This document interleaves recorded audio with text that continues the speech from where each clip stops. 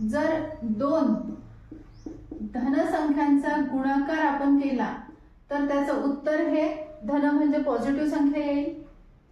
त्यानंतर बघा नंबर 2, जर दोन ऋण संख्यांचा गुणाकार आपण केला तर त्याचा गुणाकार ही नेहमी धनसंख्याच येईल.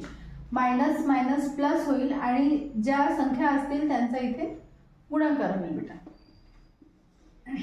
थर्ड बघा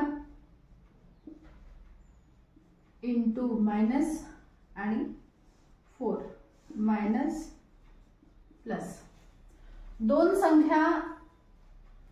संख्यांचे चिन्ह अपोजिट आहे बेटा. एका संख्येचं चिन्ह धन, एका संख्येचं ऋण आणि त्यांचा काय करायचं आपल्याला गुणाकार करायचा आहे. त्या केसमध्ये त्यांचा गुणाकार हा नेहमी मायनस येईल. दोन अपोजिट साइन असलेल्या संख्यांचा गुणाकार हा नेहमी मायनस येईल. डन.